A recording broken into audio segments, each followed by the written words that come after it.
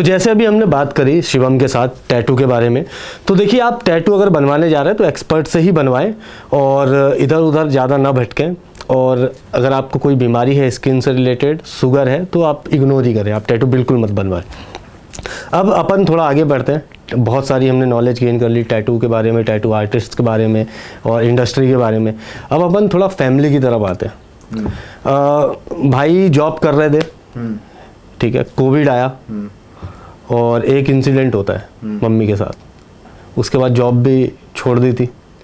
तो यार वो क्या हुआ था और कैसा था वो टाइम, कैसा था, क्योंकि हमारी तो मुलाकात होती रहती थी, और कैसा टाइम भी था, क्योंकि कोविड का टाइम जहाँ चारों तरफ, ऐसा नहीं कि सिर्फ हिंदुस्तान में, वर्ल्ड के हर कोने में महामारी फैल गई थी। हर बंदा घर के अंदर लॉक, परेशानियां ही परेशानियां, और ऊपर से एक और परेशानी बढ़ जाए।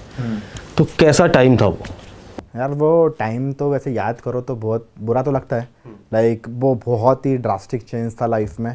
ठीक है कि अपन नौकरी करते थे, बिजनेस मतलब अपनी टैटू का अपन जो पार्ट टाइम घर पे करते थे, सैलरी थी अपनी अच्छी खासी, ठीक है, पैसा आ रहा था। कोविड का टाइम था, वर्क फ्रॉम होम चल रहा था, एंड सडनली मम्मी के साथ में प्रॉब्लम होती है।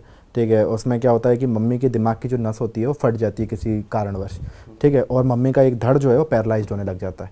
लाइक उसमें मतलब वो तो बहुत ही ज़्यादा, मतलब हमें समझ में भी नहीं आया क्या हुआ क्या नहीं हुआ। अब फिर जब हॉस्पिटलाइज़ किया मम्मी को, आईसीयू में थी मम्मी, लाइक पूरा बॉडी जो है पैरालाइज्ड हो चुका था। अब उसमें डॉक्टर ने बहुत ज़्यादा मतलब बता दिया था कि या तो मम्मी कोमा में जा सकती है, या तो डेथ हो सकती है, या तो मम्मी की मेमोरी लॉस हो सकती है, या तो पैरालाइज। तो मम्मी के केस में पैरालिसिस दिख रहा था, साथ ही साथ शॉर्ट टर्म मेमोरी लॉस भी हो रही थी। लाइक कि अगर मैं मम्मी से कुछ बात करूँगा तो मम्मी 5-10 सेकंड का गैप लेके उसका जवाब देगी। उसका भी मतलब वीडियो है अपना यूट्यूब पे, सो दैट कि मेमोरी के तौर पे अपने रख के रखा है। और उसी टाइम पे अपन जॉब भी करते थे, अपने ऊपर बहुत रिस्पॉन्सिबिलिटी भी थी। तो दिन भर में मम्मी के पास में रहता था आईसीयू में, एंड देन रात में आके मैं अपने ऑफिस का काम करता था, मुश्किल से मुश्किल 1-2 घंटे सोता था, देन अगले दिन वापस मम्मी के पास में। तो यहाँ पर जब जॉब करते थे तो जॉब के साइड से बहुत प्रेशर आ रहा था कि आप ऑफिस आके काम करो। ठीक है, और अपन बता चुके थे कि या तो मुझे आप लीव दे दो 1-1 महीने की, ठीक है, या तो मम्मी ऐसी सिचुएशन है। तो वो समझने को तैयार नहीं थे। उन्होंने कहा नहीं आप काम करके दो, या तो ऑफिस आओ, ऑफिस आके काम करो। मैंने बोला भाई मम्मी पैरालाइज्ड है, ऐसी सिचुएशन है कि मम्मी को लेट बात भी कराना है तो वो मैं करा रहा हूँ कि घर में मैं बड़ा हूँ, हमारे घर में कोई फीमेल नहीं, कोई बहन नहीं, कोई नहीं। मम्मी को टॉयलेट भी जाना होता है तो मैं उठा के बैठा रहा हूँ। ठीक है, दिन भर उनकी मालिश चल रही है, मम्मी समझ रहा हूँ ना, मम्मी के पास ही रहना है। तब वहाँ से तब प्रेशर आया कि अगर आप ऑफिस आके नहीं काम कर पाओगे आपको नौकरी छोड़नी पड़ जाएगी। अब यहाँ पर एक वो सिचुएशन आती है कि या तो आप नौकरी देख लो या तो मम्मी देख लो। और कोई भी बंदा, मैं तो बोलता हूँ कि जो माँ से प्यार करता होगा, जिसकी माँ है, वो नौकरी तो नहीं चूज़ करेगा। तो वन साइडेड था बिल्कुल मेरे लिए। तो मैंने बोला सर ठीक है, थैंक यू सो मच, मैं मम्मी ही चूज़ करता हूँ भाई, मैं मम्मी के पास ही रहूँगा क्योंकि मेरे मम्मी को मेरी ज़रूरत है। उन लोगों ने इतना भी नहीं समझा कि इस बंदे को अभी पैसे की ज़रूरत होगी, कोविड का टाइम है, अभी मम्मी ऐसे हॉस्पिटलाइज हैं, पैसे की ज़रूरत होगी। उन्होंने मुझे साफ नौकरी से निकाल दिया। अब उस टाइम पे वो सिचुएशन ऐसी थी, जो भी सेविंग्स थी वो सारी की सारी मम्मी के इलाज में लग गई। दवाइयाँ आ रही हैं, इंजेक्शन लग रहे हैं, बहुत कुछ था, बट टचवुड ऊपर वाले की कृपा से। वो कहते हैं ना, जब भगवान को आपको कहीं से निकाल के कहीं, वो कहते हैं ना, एक रास्ता बंद करते हैं तो 100 रास्ता खोल देते हैं। वहाँ से फिर वो एक टर्निंग पॉइंट था जहाँ से मैं टोटली कॉर्पोरेट लाइफ से अलग होके, मेरी मम्मी ने मुझसे वही बोला था, बेटा अब तू क्या करना चाहता है तू देख ले, हम तेरे को नहीं बोलेंगे नौकरी करने का, क्योंकि नौकरी मैं उन्हीं की वजह से कर रहा था, क्योंकि वो चाहते थे, लाइक मेरा फादर, उनको ये लगता था कि अगर लड़का नौकरी करेगा तो समाज में एक इज्जत रहेगी। ठीक है, अगर वो धंधा करेगा, मतलब बिजनेस को धंधा ही बोला जाता ना भाई, धंधा ही बोला जाता कि अगर तू दुकान खोल के बैठेगा तो लोग ये बोलेंगे कि तेरा इतना पढ़ने का मतलब क्या, तूने इंजीनियरिंग करी, MBA करे। पापा की नज़र में बस वही एक चीज़ थी, अगर ये बिजनेस करेगा तो भैया ये हमारी नाक डुबा देगा, इज्जत डुबा देगा। मेरे पापा मुझसे बात ही नहीं करते थे, ये बोल के कि तू करेगा तो नौकरी करेगा, बिजनेस नहीं करेगा। मम्मी ने मुझसे बोल दिया था कि बेटा तू देख ले तेरे को क्या करना है। मैंने मम्मी से बोला, मम्मी बहुत हो गया, अब ये दूसरों के तलवे चाटने वाले काम, दूसरों की जी हजूरी करने का मुझसे नहीं हो पाएगा। मैं रिस्क लेना चाहता हूँ, जो मेरा 3 साल से मैं घर से रह के टैटू का जो काम कर रहा हूँ, मैं इसी में प्रोफेशन जाना चाहता हूँ। मम्मी ने बोला तेरे को जैसे सही लगे तू कर। पापा बिल्कुल अगेंस्ट थे, पापा बिल्कुल नहीं मान रहे, पापा बोलते नहीं नौकरी ही करना है। तो पापा ने बात करना बंद कर दी।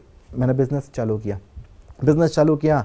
आज भी वो दिन है, शादी हो गई है, लेकिन तब भी पापा के मुंह से वही सुनने को मिलता था कि जब शादी नहीं हुई थी, लड़कियों के रिश्ते आते थे तो पापा यही बोलते थे कि नौकरी करेगा तो लड़की के रिश्ते आएंगे, धंधे वाले को कोई नहीं देगा।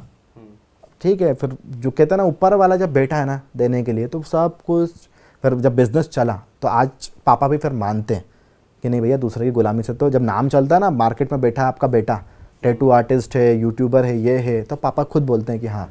तो वो एक ड्रास्टिक चेंज था मेरी लाइफ में, जिसके वजह से मैं टोटली कॉर्पोरेट से निकल के प्रोफेशनल टैटू आर्टिस्ट बनने की कगार पे आ गया।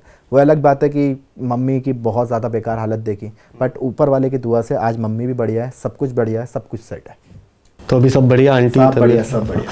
हाँ, एक इंसिडेंट और है। हाँ। हमारी एक ट्रिप थी। कौन सी? टापू की। अच्छा, हनुमंतिया टापू। हाँ, तो उसमें एक स्टोरी बताई थी तुमने। जैसे लोगों का ऐसा होता है कि लोग निगेटिव जो है ना एनर्जी पे नहीं मानते, भूत प्रेत पे विश्वास नहीं रखते, है ना। और आज की जनरेशन ज़्यादातर इसमें है कि यार ऐसा कुछ नहीं होता, बेसिक है। तू भी वही बोल रहा था। हाँ, और मैं भी वही, नहीं मैंने तो देखा हुआ है ना। हाँ, मैंने तो देखा हुआ है क्योंकि मैं तो ऑलरेडी यार एक गांव से ही आता हूँ मैं, है ना। अभी तो कस्बा है, बड़ा है वो तो खैर, लेकिन मैंने तो देखा हुआ है क्योंकि चारों तरफ गाँव थे, हम घूमते ही थे, हमारा मैच खेलने जाते थे, टूर्नामेंट खेलते थे तो गाँव में जाते थे, तो हमने तो इंसिडेंट देखे भी, आंखों से देखे हैं। और भाई उससे ज़्यादा रिलेट इसलिए करते हैं, और ये एक स्टोरी बताएंगे आपको क्योंकि इनके तो घर में हुआ है वो। तो क्या हुआ था मम्मी के साथ? देखो, पहले तो मैं ये बोलना चाहूँगा, जितने भी लोग ये बोलते हैं ना कि भूतों में विश्वास नहीं रखते या फिर भूत पलीत में विश्वास नहीं रखते, ऐसा कुछ भी नहीं होता, भूत बाधा कुछ नहीं होता, मैं पहली बात कहना चाहूँगा भाई ऐसा सोचना बिल्कुल बंद कर दो। जितनी भी लड़कियाँ, अगर आपकी मम्मी आपसे ये बोलती हैं कि बाल खुले करके बाहर मत जाओ, उसका रीज़न है। आप परफ्यूम लगा के बाहर मत जाओ, उसका रीज़न है। कोई भी चीज़ आपको रोड पे पड़ी हुई मिले उसको उलागो मत, रीज़न है। गंदी वाड़ी वाली जगह से मत निकलो, रीज़न है। क्यों? क्योंकि मेरी फैमिली में मैं खुद फेस करके बैठा हूँ, क्योंकि मैं छोटा था, ठीक है, और मेरी मम्मी थी। एक स्टोरी बताऊँगा मैं आप लोगों को। मम्मी बिलोंग करती हैं एक गाँव से, सीहोर से, अब तो शहर हो गया, ठीक है। तो मम्मी सीहोर से बिलोंग करती है, हमारे नाना की बहुत खेती बाड़ी थी, ठीक है। तो मम्मी बहनें थी, अब नाना की सपोर्ट के लिए एक ही मामा थे, तो मम्मी लोग खेत पे जाया करती थी, ठीक है। और ऐसा कहा जाता है कि मेरी मम्मी सारी बहनों में सबसे ज़्यादा खूबसूरत थी, ठीक है। और मम्मी खेत पे जाती थी। अब ये बहुत टाइम बाद ये वाली चीज़ सामने आई, जब मम्मी की शादी हो गई, तब उस चीज़ ने परेशान करना चालू किया। मैं मानोगे नहीं, मतलब मेरा बचपना मैंने ऐसे बिताया सागर भाई, मतलब डर डर के मम्मी के साथ में। एक ही कमरा था, छोटा सा था, ज़्यादा बड़ा कमरा भी नहीं, मतलब इतने ही बड़े कमरे में, इससे छोटे इतने बड़े कमरे में हम सब रहते थे। तो अब मम्मी को जब वो भूत बाधा परेशान करती थी भाई, वो 5 लोगों से नहीं संभलती थी मेरी मम्मी। 5 हट्टे कट्टे आदमियों को मम्मी ऐसे पटक दे, ऐसा उठा के पटक दे, ऐसा मैंने मम्मी को देखा है। मतलब लाइक कि ऐसे दीवार में जाके अपने आप को बाढ़ से मारना। मम्मी को कोई तकलीफ़ महसूस नहीं हो रही, कुछ नहीं हो रही। तो क्यों?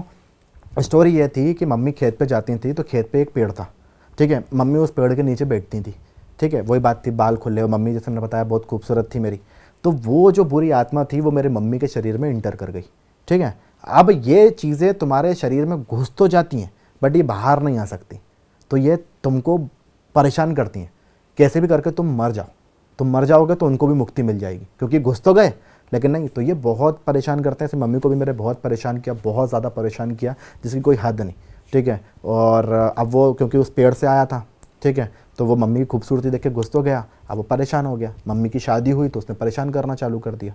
तो फिर बहुत लंबे समय तक हमने बाबा, बैरागी, इन सब के बहुत चक्कर लगाए, कहीं इसको दिखाया, कहीं वो झाड़ फूँक करवाया, तो किसी से भी कोई भी काम नहीं होता था। फिर बहुत बाद में जाके आष्टा में, बापचा में एक धाम है, वहाँ जाके उन्होंने फिर उस चीज़ को ठीक किया, क्योंकि ये होता है।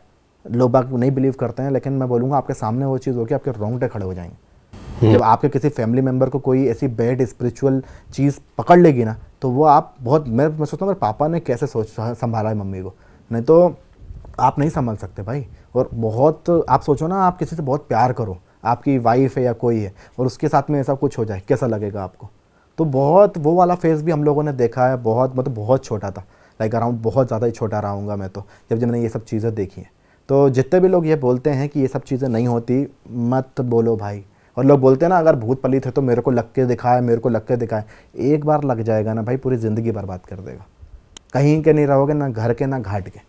तो कभी भी ना बुलावा दो। जो लोग ये बोलते हैं ना कि रात में यहाँ से मत निकलो, बाल मत खुले करो, मान लो मेरे भाई ये सब सच है। और आज के टाइम पे तो जादू टोना बहुत ज़्यादा ही हो रहा है। पहले तो लग जाते थे, ठीक है, बट अब तो लोग बाग छोड़ते हैं दूसरे के ऊपर कि तू जा, तांत्रिक तंत्र विद्या करवा देते हैं। ये भी होता है, क्योंकि मैं इतना बाबा बैरागी के पास घुमा हूँ ना मम्मी को लेके, सारी तंत्र विद्याएँ भी होती हैं, बुरी आत्माएँ भी होती हैं, सब टोटका भी होता है, सब चीज़ें होती हैं। तो इन सब चीज़ों पर बिलीव करो, और भगवान का साथ रखो, भगवान पे बिलीव रखो, सब अच्छा होएगा बस। तो अभी सब बढ़िया है? अभी तो सब बहुत पहले की बात हो गई, बहुत पुरानी बात हो गई है, तो अब तो सब ठीक ही है, अब तो सब ठीक है। तो अब अपन आते हैं यार कि हमने ट्रिप करी है कई साथ में, है ना? तो एक हनुमंतिया की ट्रिप थी, एक पचमढ़ी की ट्रिप थी अपनी, एक मांडू की ट्रिप थी, है ना? जैसा मैंने बताया। हाँ, और लद्दाख की तो खैर तुमने सोलो करी है, और एक खजुराहो की ट्रिप थी, हाँ, है ना? सारे ब्लॉग्स भी रखे हुए हैं। वो अपनी स्टार्टिंग थी अपनी स्टार्टिंग। हाँ, तो पहली ट्रिप हमने पचमढ़ी की करी अपन ने, है ना? और उसके बाद हनुमंतिया करी थी। जब तुमने ब्लॉगिंग स्टार्ट करी थी पचमढ़ी के टाइम तो ब्लॉगिंग थी नहीं उस समय तो अपन चल रहा है वो, बहुत ही इंजॉयमेंट है वो। कैमरा वैमरा तो तुम लेके गए थे, पहले तुम कैमरा से ब्लॉग करते थे, हाँ। फिर तुम धीरे धीरे स्विच हुए, गोप्रो लिया, फिर अब मोबाइल से करने लगे। तो ये बताओ कि हनुमंतिया की ट्रिप में अगर याद हो तुम्हें, हम यहाँ से जब निकले थे तो बहुत सारे इंसिडेंट हुए थे, तो वो इंसिडेंट के बारे में बताओ। अरे इंसिडेंट्स तो मतलब, इसका बर्थडे था, मेरा जन्मदिन था, 12 बजे इसका बर्थडे था। हम लोग जब निकले 19 जनवरी हाँ, 2020। हाँ, और हम लोग निकल रहे थे, हमने रात का सफ़र चूज़ किया चलने का, ठीक है। ठंड का समय था, रास्ते में पूरा कोहरा ही कोहरा भाई, बहुत कोहरा। हमको बीच में गाड़ी मिलती है, ठीक है। इसका मैं बताता हूँ। हाँ। क्या सीन होता है कि भाई भरी ठंड में हम निकले, क्योंकि जनवरी का टाइम, और आपको मालूम भाई कितनी ठंड। निकले और हम अपना VIP पे पहुँचे, वहाँ केक वेक कट करने का था प्लान, लेकिन पुलिस आ गई। हमने फिर गाड़ी आगे बढ़ाई और चिरायू के सामने हमने केक वेक काटा, अपना एंजॉय किया और आगे निकल गए। और भाई दम से कोहरा, है ना? दम से कोहरा आता है, और भाई बोरियां गिरी हुई रास्ते में, रास्ते में और चावल की बोरियां गिरी हुई हैं, और आगे एक दूर ट्रक खड़ा हुआ है, वो चावल की बोरियां उठा करके अपने ट्रक में भर रहा है। उतने में कपिल सर थे साथ में, भाई उनने उनको हड़काया, और भाई हमने सोचा ये काय की बोरी है यार, ये क्या है सीन। और क्योंकि कोहरा इतना दिख भी नहीं रहा ढंग से, भाई मान लो अगर बोरी के ऊपर गाड़ी पड़ी तो पलटने का अलग डर। भाई देखा तो चावल की बोरी, एक बोरी तो खैर हमने भी उठा करके डिग्गी में डाल ली थी, वो एक बोरी उठा के डिग्गी में डाल ली, और उसके आगे गए थोड़ा। एक इंसिडेंट और हुआ वहाँ पे, कार वाला। तो क्या सीन था कार वाला सीन? वो तो इनने शूट करा, इससे ही बोला था उसने। हाँ, कार वाला सीन ऐसा था कि कोहरे में कार खड़ी है साइड में, ठीक है, और बहुत डरावना सीन था, अपोजिट साइड, ठीक है ना। हम जा रहे हैं और कार खड़ी है, उसमें तो साड़ी पहन के 2-3 औरतें बाहर खड़ी हैं, ठीक है। कार लाइट चमक रही है, 2-3 औरतें, हमारी फट गई। मैंने कहा था चलो ठीक है, 4-5 लोग हैं तो थोड़ी हिम्मत कर लेते हैं ना, वो वाली चीज़ रहती है। हम गए कार के पास तो देखा एक आदमी की कार जो है वो बंद पड़ी है भाई साहब, ठीक है। पेट्रोल नहीं था उस गाड़ी में, औरतों के साथ था, बच्चे भी थे उसके साथ में, ठीक है। और वो बंदा धुत नशे में आया, ठीक है। हम उससे पूछता भैया ये गाड़ी को धक्का लगा दोगे? तो हमने बोला भाई कैसे लगाना है, लात लगानी है कि क्या लगाना है? कार में धक्का कैसे लगाएगा इंसान? तो हमको लगा, समझ में आया PM है। एक तो रात का समय 2-2:30 बज रहा, कोहरा इतना, बीच रोड पे गाड़ी बंद हो गई, औरतों के साथ में बच्चे भी हैं, ठीक है। हमने उससे बोला भाई मतलब ये गाड़ी ऐसे नहीं जाएगी, तो किसी को बुला। कहता आई एम पॉसिबल।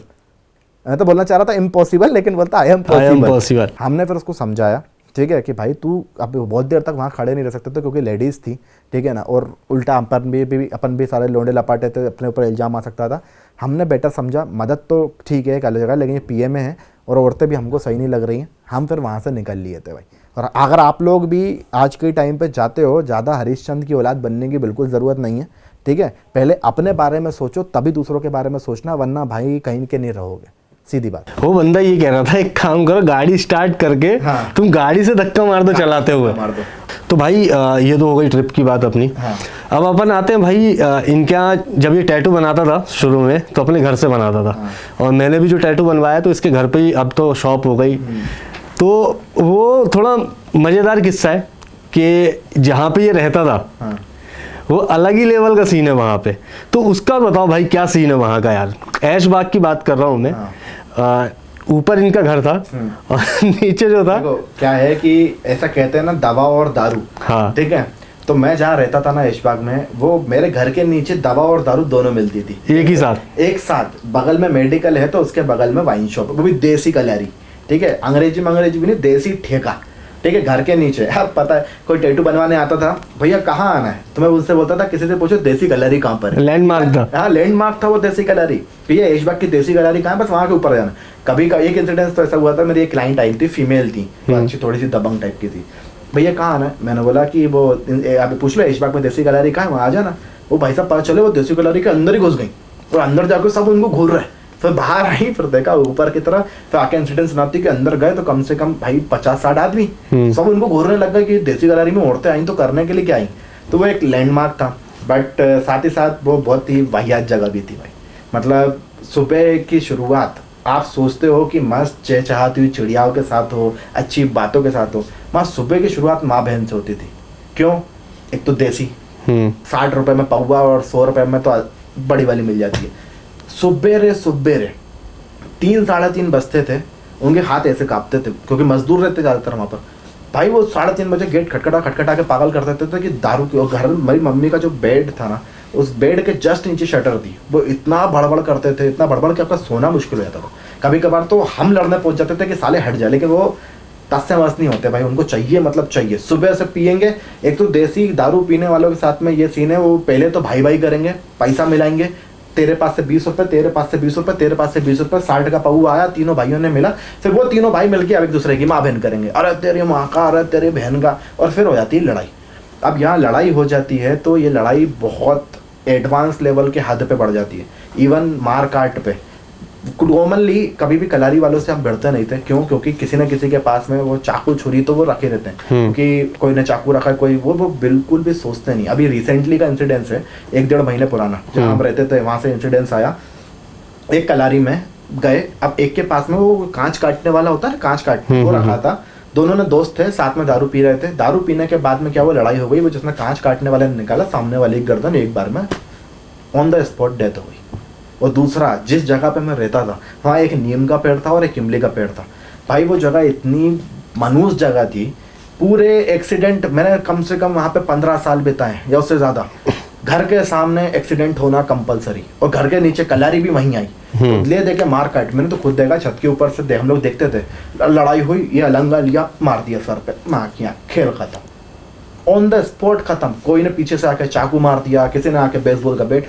हिंदू मुस्लिम की लड़ाई होना तो मतलब बहुत आम बात थी ऐशबाग में। एक लाइन पूरी मुसलमानों की, एक लाइन पूरी हिंदू की। आए, किसी ने कुछ बोल दिया, किसी ने कुछ, लड़ाई। अपन बैठ के पास में देखते थे, एंटरटेनमेंट, पॉपकॉर्न ले लो आपको दिन भर का एंटरटेनमेंट मिल जाएगा। कोई किसी की माँ बहन कर रहा है, कोई कुछ, और वो घर के सामने एक्सीडेंट होना कंपलसरी। और वो ऐशबाग ऐसी जगह है, यहाँ छोटी से छोटी लड़ाई भी ना बहुत बड़ा रूप ले लेती है। मार काट बहुत इजीली है, चाकू छुरी मारना बहुत इजी है। वो जाएगा, अपनी गैंग को बुला के लाएगा, तुम जाओगे अपनी गैंग को बुला के लाओगे, और बस। एक तो मेरे ही एक रिलेटिव के साथ में केस हो गया था, लड़ाई किसी और की चल रही थी, वो बीच में पड़ गया, इसने मार दिया, अब तुझे मार दिया, तू गया, वो गया कसाई के पास से, कसाई वाला चाकू होता है ना, वो लेके आया, ये खड़ा हुआ है, इस बंदे ने आके पीछे से दिया बत्ती मिला, तो यहाँ से पड़ी ऑन द स्पॉट, उसको लेके गए, ठीक है। और जिसने चाकू मारा वो भाग गया, क्योंकि चाकू है, कोई पड़ेगा नहीं। भगवान की दुआ से वो तो लकीली बचा है। तो ये ऐशबाग में होना बहुत कॉमन है भाई। तो अगर आप लोग ऐशबाग जाते हो तो कभी भी वहाँ पे किसी से तो भिड़ो मत, पहली बात तो। और दूसरा, ये तो हमारे लिए तो बहुत कॉमन था, तो हमसे तो वैसे भी कोई नहीं भिड़ता था, क्योंकि अपन तो वहीं की पैदाइश है ऐशबाग की, तो अपन से कोई कहाँ रहता है ऐशबाग। इसीलिए वहाँ पे कुछ भी चीज़ फाइनेंस क्यों नहीं होती थी, वैसे ही बहुत बदनाम है। कोई वसूली करने भी जाएगा तो वापस आएगा कि नहीं आएगा उसको भी नहीं पता। तो इसलिए ऐशबाग बहुत मतलब बहुत ही ज़्यादा बेकार जगह है। तो वहाँ से इसीलिए निकले कि अब थोड़ा सा लाइफ को आगे बनाना था, अब ठीक है, मम्मी पापा को भी सेटल करना था, तो फिर वहाँ से निकले, अच्छी जगह पे आए। थोड़ा मिस तो करते हैं उस जगह को, क्योंकि अब जहाँ रहते हैं वहाँ तो बहुत ही शांति है, गाली भी बहुत मुश्किल से सुनने को मिलती है, तो वो जगह की बात अलग थी। बट ये है कि वो वाली लाइफ भी अपन ने देखी है, टोटली जो दिखाते हैं ना मूवीज में, मर्डर, मार काट, हिंदू मुस्लिम, ये वो, लड़ाई, दंगे, सब देखा भाई, सब सामने मर्डर होते हुए देखा, एक दूसरे को चाकू घोंपते हुए देखा। बस ऊपर से बैठ के क्या कर सकते, देख ही सकते, वो वाली बात है। जैसे तुमने बताया कि ऐसी जगह से आ रहे हो तुम, है ना, बचपना तुम्हारा वहीं पे बीता, उसके बाद अपनी इस फील्ड में आना, ठीक है, तो पहले ये बताओ कि बचपना कैसे बीता तुम्हारा, और फैमिली, तुमने बताया कि पापा नहीं मानते थे कि यार टैटू बनाना चाहिए, तो उनको कैसे मनाया कि यार टैटू, क्योंकि घर पे तो तुम काम करते ही थे, है ना, बिजनेस की बात अलग हो जाती क्योंकि जॉब भी करते थे। तो उनको जब बताया पहली बार तो उनका क्या रिएक्शन था कि भाई ये क्या नई चीज़ लेके आ गया, क्या अतरंगी सी चीज़ लेके आ गया? देखो क्या और बचपना कैसे बीता? बचपना तो ऐसा है लाइक सागर भाई कि अपना बचपना तो कहाँ बीत गया, किधर कौन सी जिम्मेदारियां बीत गया पता नहीं। तो वो पापा एक चीज बोलते थे, जब मैं ऐसे स्कूल जाता था तो स्कूल ड्रेस में, जैसे पापा को कभी वॉशरूम जाना है, मेरे पापा चले जाओ मैं तब तक खड़ा हूँ, पापा स्कूल यूनिफॉर्म में कप प्लेट धो रहे हैं, चाय के ग्लास धो रहे हैं, चाय बांटने जा रहे हैं, तो लोग पापा से बोलते थे, कहते थे कि अरे कि स्कूल यूनिफॉर्म में क्यों चाय बंटवा रहे हो, कॉलेज यूनिफॉर्म में क्यों? पापा एक ही चीज बोलते थे कि ये धंधे के वजह से ये ड्रेस है, तो इसको कभी शर्म नहीं करने की। तो मेरा पूरा बचपना जो है ना भाई, मैं सीधी बताऊं, ना ज्यादा खेलकूद में बीता, ना कोई शौक और आराम में बीता। सुबह जाता था स्कूल, शाम को आता था, पापा के चाय की दुकान पे काम करता था, वही कप प्लेट धोना वाला काम, चाय बांटने वाला काम करते थे। शाम को आते थे, मम्मी टिफिन बनाती थी, क्योंकि मम्मी को एक चीज थी कि बच्चों को पढ़ाना है, जो जिंदगी हम जी रहे हैं ना उससे बाहर निकालना है। मम्मी टिफिन सेंटर बनाती थी, तो मैं छोटा था तो ऐसे झोले में टिफिन बांटने के लिए घर घर जाया करता था। तो ऐसे ही करते करते करते करते बचपना भी बीत गया, फिर कॉलेज लाइफ भी ऐसे ही निकल गई, ठीक है, फिर MBA भी निकल गया, फिर मम्मी का जो इंसिडेंस हुआ उसके बाद से सब बंद हो गया। तो जब से अपन ने होश संभाला है, फिर उससे फिर अपन ने ऐसा है कि ये पापा की जो तुम बोल रहे हो टैटू का, मानते तो वो आज भी नहीं है, आज भी वो यही बोलते हैं कि जॉब कर लो अगर मिल रही है तो, बट ठीक है पैसा आता है तो फिर बुरा किसको लगता है। बट अब शादी हो गई, अब समाज लेकिन क्या होता है कि वो पापा थोड़े ओल्ड मॉन्ग टाइप के हैं ना, तो उनके लिए समाज ज़्यादा इंपॉर्टेंट रखा था। समाज वालों की नज़र में ये कोई बिजनेस ही नहीं है, टैटू क्या ही करता है, नौकरी करते हो भले ही 10,000 की करते हो, तुम्हारी इज्जत है, ये इस धंधे में आके 1 लाख रुपए भी कमा लोगे, तो उनकी नज़र में ऐसा पॉइंट है वो ये। बाकी बचपना तो क्या है कि एक चीज़ है, बचपने में लोहा होता है ना, लोहे को जितना आप घिसते हो वो तभी कोई काम का औजार बनता है। तो अपना बचपना भी वैसे ही था, बचपन से भगवान पर घिस रहा था, किसी चीज़ के लिए घिस रहा है, आज अपन कुछ बने हैं तो अपन उसी बचपने की वजह से बने। वरना आजकल की जनरेशन के लोग आप देख लो, माँ बाप के पैसों पे पल रहे हैं, अय्याशी कर रहे हैं, कुछ नहीं, सुकून की लाइफ। लेकिन अपन खुद बोलते हैं ना कि माँ बाप ने अपन को ऐसे पाला, मार मूर के रफ टप बना के, तभी अपन आज स्टैंड कर पा रहे हैं, वरना तो नहीं कर पाते। तो अपन जो भगवान ने जैसा दिया, जैसा भी बचपना दिया, अच्छा दिया, जिसकी वजह से अपन आज जो हैं, और आज जो हैं उसकी वजह से अपन कल बनेंगे। अब कल तो कल पे डिपेंड करता है, भगवान ने कुछ अच्छा ही सोचा होगा। देखिए टाइम का कहते हैं ना कि समय जो है ना बहुत ही बलवान है, तो समय की कमी है हमारे पास। हाँ। और भाई को कहीं जाना भी है और हमारा भी थोड़ा सा है कुछ काम, तो हम यहीं पे इसको एंड करेंगे। लेकिन उसके पहले जो जनरेशन है आज की, है ना, उसको क्या एक मैसेज देना चाहोगे? क्योंकि आर्ट तो है यार भाई, हिंदुस्तान के अंदर अगर अपन बात करें तो बहुत ही बेहतरीन कला है लोगों के अंदर, बहुत ही बढ़िया क्राफ्ट है, लोग काम कर रहे हैं, अच्छा काम कर रहे हैं। तो लेकिन क्या सजेशन देना चाहोगे? देखो मैं आज की जनरेशन को सिर्फ एक ही सजेशन देना चाहूँगा कि पहले तो अपने माँ बाप की बात सुनो। वो लोग जो बोलते हैं ना कि हम उस दौर से गुजरे हैं, अपन मजाक मस्ती में ले लेते हैं कि आप तुमसे ज़्यादा बोलते हैं ना कि तुमसे ज़्यादा तजुर्बा, ये बाल धूप में सफ़ेद नहीं हुए। तुम्हारा बड़ा बुजुर्ग अगर कुछ बोलता है तो उसकी बात मानो, वो सच है। क्योंकि आज अपन जब बड़े हो गए, हम भी बच्चों को वही बोलते हैं जो हमारे माँ बाप हमको बोलते थे, बेटा तुझसे ज़्यादा दुनिया देखी है, तुझसे ज़्यादा दुनिया देखी है। तो अपने बड़ों की पहली बात तो बात मानो, और जो मैंने बताया भूत बाधा वाली चीज़ें, आपकी मम्मी अगर जो बोलती है, बड़े बुजुर्ग कुछ बोलते हैं तो मानो, वो बिल्कुल सच है। और आज की जनरेशन के हिसाब से ये तो बिल्कुल मत सोचो कि तुम आज की जनरेशन में पैदा हुए हो तो तुम बहुत ओवर स्मार्ट हो, वो लोग पुरानी जनरेशन के हैं तो पागल है, ऐसा नहीं है। पहले की जनरेशन के लोग ज़्यादा स्मार्ट थे आज के लोगों से, ठीक है ना। उनको परिवार लेके चलना आता था, घर गृहस्थी लेके चलना आता था, समाज लेके चलना आता था। आज का इंसान सिर्फ और सिर्फ अपने बारे में सोचता है, अपने बारे के अलावा किसी के बारे में नहीं सोचता। तो अपने बारे में सोचने से पहले दूसरे के बारे में सोचो, जो तुम्हारे साथ हैं उनकी इस रेस्पेक्ट करो, जो तुम्हारे फैमिली वाले हैं उनकी रेस्पेक्ट करो, वो जो बोलते हैं उनकी बात मानो, तभी कहीं कुछ बन पाओगे। अगर अपने ईगो में रह जाओगे तो कभी कहीं नहीं जा पाओगे। और रही बात टैटू की फील्ड की, तो जितने भी लोग, आज भी मैं वही बोलूँगा, जितने भी लोग टैटू की फील्ड में आना चाहते हैं, प्लीज़ प्लीज़ प्लीज़ ये माइंड से निकाल दो कि टैटू की फील्ड में सिर्फ इसलिए आना है कि पैसा है और लड़कियां हैं, ठीक है। मत जाओ, बिल्कुल मत आओ, मैं तो बोलता हूँ, ठीक है ना, बिल्कुल मत आओ। आप अगर अपने आर्ट को, ठीक है, आप अगर अपने आर्ट को अच्छे से उभार के दिखाना चाहते हो, मार्केट में एक वैल्यू बनाना चाहते हो, इस फील्ड को, इस इंडस्ट्री को और बड़ा करना चाहते हो, एक नया नाम देना चाहते हो, एक नई मुकाम देना चाहते हो, तो इसी इंडस्ट्री में आओ। अदरवाइज पैसा और लड़की देख के तो बिल्कुल मत आओ, कुछ काम के नहीं रहोगे, कुछ भी, इससे पूरी इंडस्ट्री बर्बाद कर दोगे। तो ये सजेशन रहा शिवम की तरफ से। और आगे हम और भी पॉडकास्ट करेंगे, उस पर हम कुछ और भी चर्चा करेंगे। अब हम यहाँ पे इसको समाप्त करते हैं। तो शिवम की तरफ से ये सजेशन रहा है यूथ के लिए, और मैं भी यही बात कहना चाहूँगा भाई कि डेडिकेशन होना चाहिए, मोटिवेट रहो, ज़्यादा मोटिवेट मत हो जाओ। कहते हैं ना कि आजकल रील देख के हम भी 15 मिनट के लिए मोटिवेट हो जाते हैं और उसके बाद हम भूल जाते हैं चीज़ों को। और अब ऐसा कोई ज़रूरी नहीं है आज के टाइम पे कोई लक्ष्य सेट करना है या कुछ आपको टारगेट करना, नहीं। आप जो भी करना चाहते हैं दिल से करें, पूरे मन से करें, और सच्चाई के साथ करेंगे तो होती है चीज़ें, और कई बार नहीं भी होती, वो जाने देते हैं उसको। शॉर्टकट के चक्कर में मत पड़ो। शॉर्टकट, हाँ, बहुत सही है। लिफ्ट के चक्कर में मत पड़ो। लिफ्ट से जितनी जल्दी ऊपर जाओगे उतनी जल्दी नीचे भी आओ। ऑलवेज रिमेंबर, अगर भगवान तुमको एक स्टेप बाय स्टेप चला रहा है, तुमको घिस रहा है, मेहनत करवा रहा है, तो कोई अच्छे मुकाम पे पहुंचाने के लिए कर रहा है। आज के टाइम पे हर चीज़ सबको शॉर्टकट में चाहिए, तो शॉर्टकट के पीछे मत भागो मेरे भाई। शॉर्टकट से कभी कुछ नहीं मिलता, कुछ भी नहीं। तो भाई यार अब करते हैं रैप अप, बिल्कुल, है ना। और भाई लोग यार, आप लोगों से दरख्वास्त है कि चैनल को सब्सक्राइब कर देना हमारे, और इंस्टाग्राम पे फॉलो कर देना, शेयर कर देना, और भाई का भी चैनल है। नहीं, प्रमोशन हम खुद कर लेंगे। ठीक है भाई, बता दो अपने चैनल का नाम बता दो। मैं बता दूंगा भाई। बिल्कुल। तो अगर जैसा कि है आप लोग इनके चैनल पे हो, ठीक है, और मेरा चैनल भी देखना चाहते हो, तो शिवम भोपाली के नाम से आपको मेरा यूट्यूब चैनल मिल जाएगा। साथ ही साथ अगर इनकी कृपा रही तो यहाँ पर आपको इंस्टाग्राम हैंडल्स भी मिल जाएंगे। अगर नहीं भी देते हैं ये लोग, थोड़ा बजट कम रहता है, तो इंस्टाग्राम है शिवम भोपाली ऑफिशियल IG।